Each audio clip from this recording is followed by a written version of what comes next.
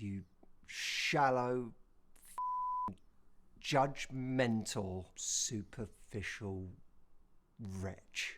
Too much. Wikipedia used to say that I was 5'7". It's not true, is it, Jameson? I'm a healthy 5'11", but that's not the point. Indeed. And that shouldn't matter anyway, but it does. It does. To a significant number of you out there. And this Yeah, to 95% of women aged 18 to 23. isn't just a video aimed at women, the kind of people that say, I wouldn't even entertain someone on Hinge if they were under 6 foot. So Yeah, that's what's it called? The joke goes, what do you call a guy who's under 6 feet? A friend. And everybody goes, ha ha ha ha ha. Yeah, I'm pretty sure the stats go 15% of men are 6 foot or taller in the United States. Think about that. it's also aimed at you men and all of the ways that you're superficial about those things. Most people at some point in their life have complained about how shallow the other sex is. Most people have been incredibly shallow. Yeah, here's what I want to say. The things that men are quote-unquote shallow about can be changed, such as height. Such as height, that's funny. Such as weight, I mean. The things that women are shallow about, yeah, you can't change that height. About who it is they're choosing. There is a wonderful hypocrisy about so many of us out there dating. I always thought it's funny, the idea of two people going on a date and one of them is just complaining like, he said he was 6 foot. He is not 6 foot. But he's then saying, you said that was your face. And that's not your face. There's a filter on your face that made you look like a completely different person. There's this feeling of everyone's catfishing everyone. Yeah, and there's more. These girls, they use their Instagram angles. You know what I'm saying? Where you can only see her face, right? So it means that she's overweight and so on. And these girls come on a date and they're like, you know, let's say a little bit heavier than they look in the picture. Or, you know, yeah, with the filter and all that and with a ton of makeup, she doesn't look like how she looks. So there you go. But if you think about it, why is it we catfish each other in subtle ways? Because not so subtle. We know that people are superficial and that if we say that thing, it might actually get our foot in the door. True. In a way that we wouldn't if we were just exactly who we were and how we look. This is sad because it's actually not how people tend to fall in love. There is a massive difference between who we fall in love with on paper in photographs when we're describing what we want and who we fall for in reality. Yeah, Tinder has made that pictures and online thing and reality one and the same. Hello and welcome to heliosblog. My name is Helios, here for another reaction video. Liking the content, enjoying this, hit the sub, hit all for notifications. If you'd like to support me, you can go to my Patreon and subscribe, patreon.com/theheliosblog. Drop me a donation like Hunter M, Adrian R, Tom M. Shout out to them. Link is in the description. Again, it's patreon.com/theheliosblog.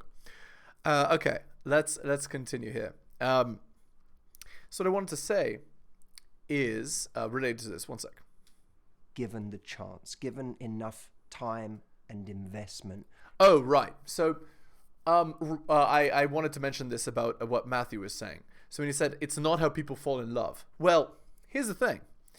How people fall in love largely depends, like, especially if, so first of all, talking about love means we're in a feminine frame already. It's not really about love. For women, it's about love. For men, it's about bedroom fun, right? So, at least at the beginning. So to say it's not how people fall in love kind of avoids or purposely dodges what men are actually interested in, what men are actually looking for. which is bedroom fun at the beginning. Women are looking for love if they're, past 35, post-wall. If they're 18 to 23, they're not looking for love either. They're looking for Chad. So, and Tinder is a great way to get Chad. So why do women catfish? Well, they want to get Chad. And Chad has a lot of options. So they want to make themselves as attractive as possible so Chad will choose them.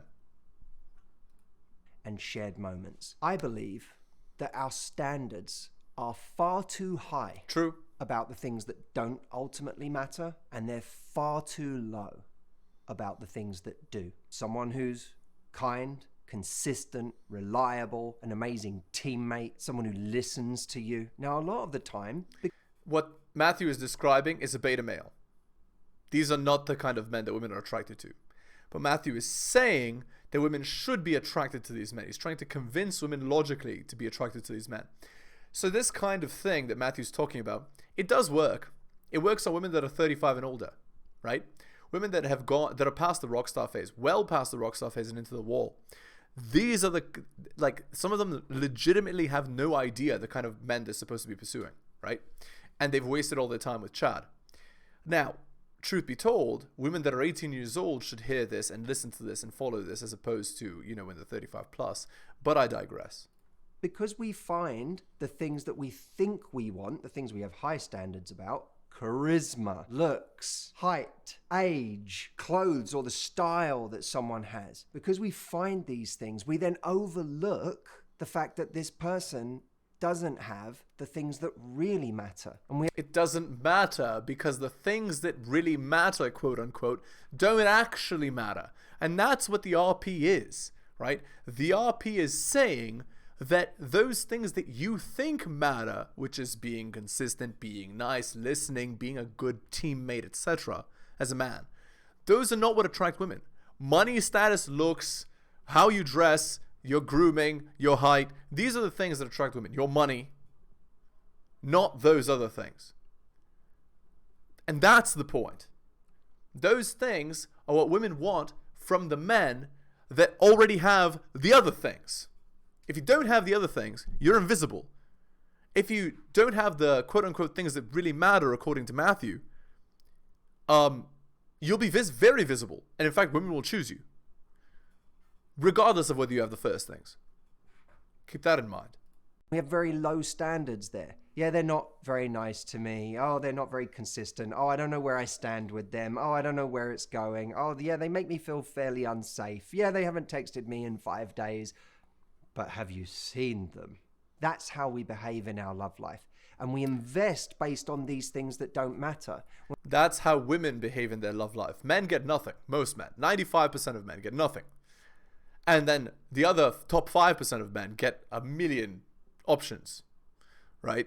It's not so Matthew's talking as though men and women are the same, right? When he's saying people, no, it's not people that do this. It's women aged 18 to 23. Post-wall women don't do this. Women that are multi-time alpha widows or future multi-time alpha widows do this. When we should be investing based on the things that do. Now, I made this point a couple of weeks ago, and someone asked me a question that I thought was pretty interesting. It sounds, Matt, like what you're saying is I just need to go for someone who's really good to me and treats me well, but who I don't really feel any excitement for whatsoever. Oh, by the way, let's talk about the images presented of men and women here and why these are wrong. Okay. Look at the girl. The girl is working as a construction worker. Is that an accurate depiction? Wow. Is that an accurate depiction of the average American woman? First of all, it's not, because she's thin. Second of all, it's not, because she's doing a masculine job. And when I say masculine, I mean truly masculine. Like she's doing a work with your hands, dirty kind of quote-unquote job. Because, to be fair, in 2023, many women do have a masculine job. They'll work as, they'll be like engineers, programmers, they'll work in businesses, they'll be accountants and, stuff like that. they'll have like a upper middle class job, at least the strong, independent, quote unquote women, making them masculine. But notice, she's not feminine at all, the girl that's being depicted here. So what Matthew is doing by this image, right? What he's doing is he's appealing to women. He's saying, I'm woke. I understand what you want to see. You see what I'm saying? She's not, dressed in heels, wearing a beautiful dress with long, nice hair, with makeup, looking stunning, working a feminine job. Nope. She's not that. She's that. The image was chosen on purpose. Okay. And now for the even more problematic, now for the even worse. Look at the man. This man is not an archetype of an attractive man. He's not tall. He doesn't work out. He's like pencil thin. Doesn't have masculine features. This guy doesn't work out and has never worked out. This is not the sort of man that you should take as a representation of men. So what is also being depicted by this? Again, it's the same message.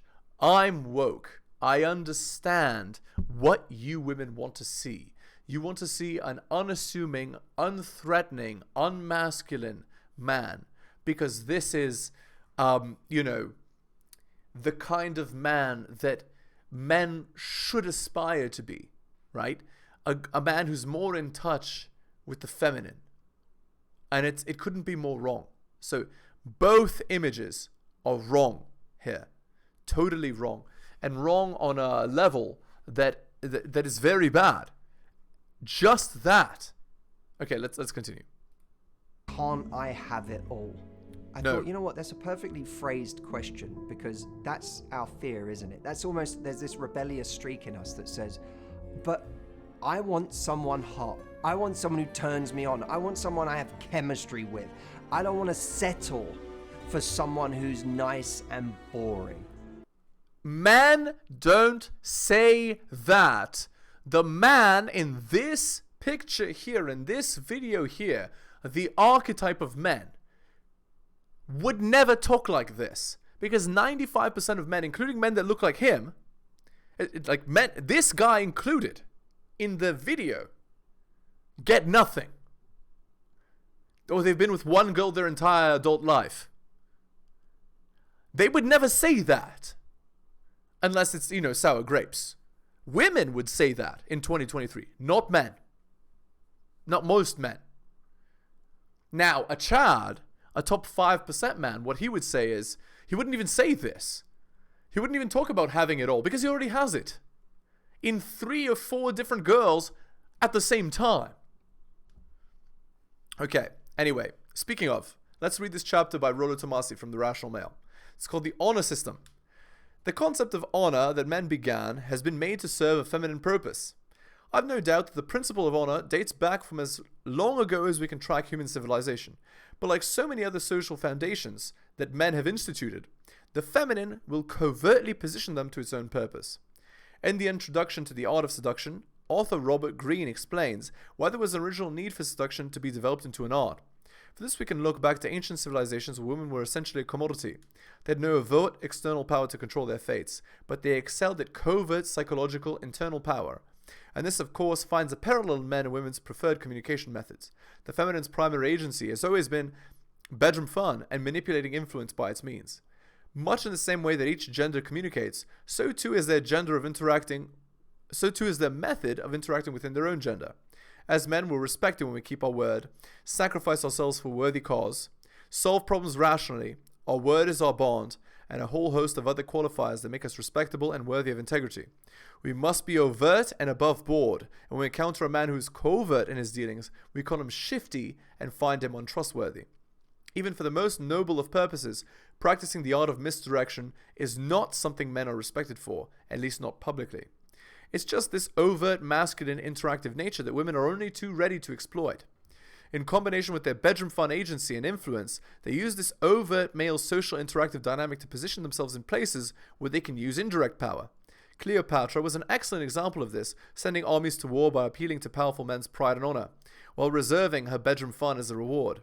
Virtually every feminine social convention is rooted in appealing to or attacking male social institutions, a dedication to an idealistic sense of honor being chief among them.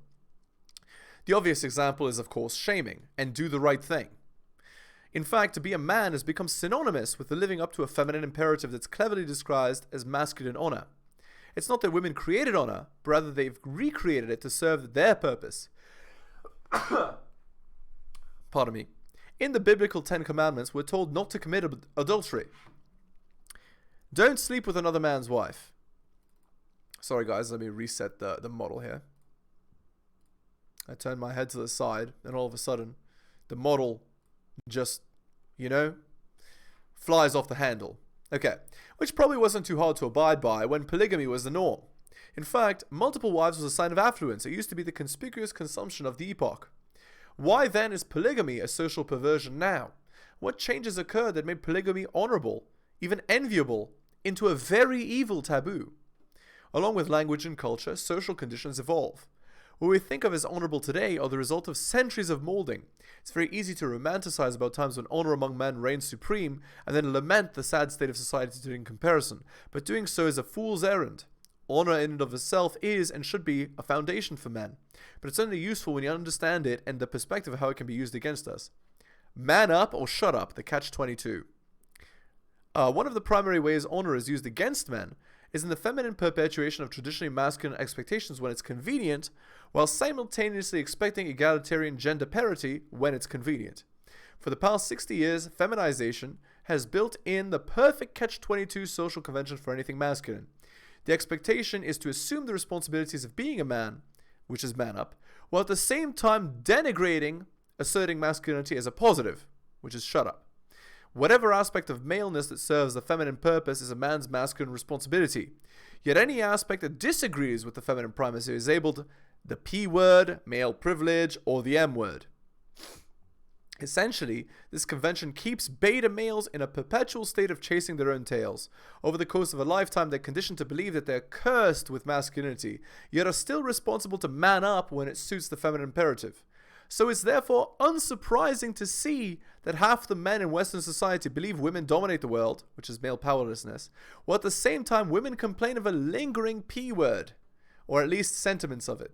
This is a catch-22 writ large. The guy who does in fact man up is a chauvinist, M-word, patriarch, but he still needs to man up when it's convenient to meet the needs of the feminine imperative. In contemporary society, we have a very different understanding of what honor was or was intended to be initially. One of the psychological undercurrents I see in most AFCs is a strong, self-righteous dedication to a very distorted conviction of honor. A main tenet being an unearned, default respect for women. Essentially an unearned honor placed on a woman for no other reason than she's female. We learned this from the time we're children. Never hit a girl. Naturally, this has only been ferociously encouraged by the feminine since Victorian times because it served their latent purpose right up until on-demand birth control was offered. And then the bedroom fun revolution started. Today, we still have women using the anachronism that is male honor in a manner that serves their interest, but it's contrasted with the bedroom fun emphasized opportunism. A man's responsibility should be honoring her as the fairer gender while recognizing her independence. The AFC gobbles this stuff up in an effort to better identify himself with her ideals as he begins to convince himself that he's unique and that he better exemplifies this false virtue, this feminine defined sense of honor, more than other guys. Okay, and back to the video. So I thought, let's make a video about this, because I have 5 things that I want to communicate to you in this area that are not fundamentally going to change everything that you're attracted to, because I don't have that kind of power. But what they are going to do is shift you by perhaps 10%. And that 10% massively increases the pool of people that could make you insanely happy. Number 1, go into a date with a generous lens. Try to go into a date with the mission of figuring out what's great about this person. A writer that I know, Kevin. By the way, guys, this is actually a male concept. Men, when they go into a date, they tend to find things that they like about the girl they're with. They're looking to qualify her. Why do I like her? Why can I like her? Women go into dates to disqualify. What do I dislike about him? What is he doing wrong? How can I do better? And the reason is because men in general, of course in 2023, 5% of men aren't this, but 95% of men are chasing, and because most men are chasing, most men are looking to qualify. Because most women are not chasing, most women are being pursued. Women are the choosier gender, and women go into a disqualifying frame. Yeah, and you will almost never see a woman with a qualifying frame. What do I like about this guy? What do I want to like? How can I justify being with this person? It's incredibly rare. In fact, I would say that this is a unicorn trait, and that Matthew is recommending it is kind of a joke. This will not happen. Women are the choosy gender, and they have been since the beginning. They're not going to suddenly look why they should qualify the guy. That doesn't make them choosy. That makes them the opposite. It's going against their own nature to tell them to do this. They won't. Conley, who interviewed people for a magazine, and he had to write these columns, these profiles on these people. He said, I found that if I searched for a moment where I could feel gratitude for the person in front of me, I could get myself to really care. And then I would go away and I would write a great profile on this person. But if I couldn't get to a place of feeling grateful for this person's presence, for what they were teaching me, or the way that they were wonderful, or just something about them that I felt lucky to be in the presence of, then I wouldn't be able to write a good column. You can apply this to a date. Imagine that when you go on a date, you're trying to get to the point of being grateful that you are with this person, that you're... Yeah. In 2023, this is a fool's errand. Most women will not ever feel grateful. They don't show that. Like, these girls, they go out there and they show disdain. Oh, you're not 6 feet? Oh, you don't make six figures? Oh, you don't have six-pack abs? Oh, you're not alpha male archetype ABC? I'm done. I'm not interested. There's no chemistry, quote unquote. And then they walk away. To tell women this is a fool's errand. They will not listen. Guarantee you they won't listen to this. All right. Let's read this Reddit post posted 15 hours ago on relationship advice. My boyfriend, so she's 26 and he's 25, already a red flag, went through my phone. Hey all, I stayed at my boyfriend's house for the week. When the weekend came, I slept a lot and we were both up and everything felt uncomfortable. His attitude and demeanor towards me this past weekend was very dismissive. Despite me asking and checking in, he'd say nothing was wrong. When the weekend came to an end, he gave me a goodbye kiss and dropped me off at home. Then no calls or texts, he wouldn't answer my calls. He finally said, I saw things on your phone that broke my boundaries, and that shows how much respect you really have for me. I'm not sure what he saw or thinks he saw. He never said specifically or had a conversation with me. He apparently went through my phone while I was sleeping. I like to say I'm not or was not cheating on him and had already blocked all the men I was previously in contact with prior to us dating. He told me that I could come get the rest of my stuff. He lives a city over and I don't drive, yet he drives to my city every day and could easily drop off my few belongings. He refuses to call me back but hasn't blocked my number or social media. I'm at a total loss. How do I get my belongings if he doesn't answer? Is there any point in trying to talk about what he interpreted or saw? Do his behaviors appear as red flags? At this point, I'm not thinking the relationship will be salvaged, but I'm very unsure of how to move forward. Last thing, we work at the same job site. How do I approach returning to work? So here's the thing. If she's talking to other guys, there are no such things as male friends. So the guy clearly had some boundaries that were broken, and that's it. I mean, shout outs to the guy for walking away. Now let's watch the comments support the girl in all ways. Let's see. Top comment, 470 upvotes.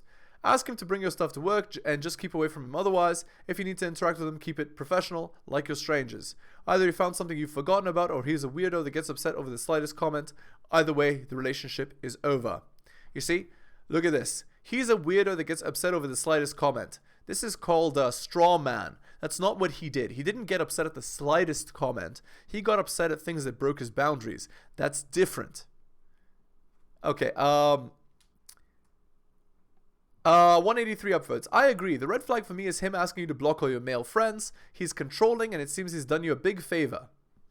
Right, because if men want you to not entertain other male options, they're controlling. They're the bad guy. No.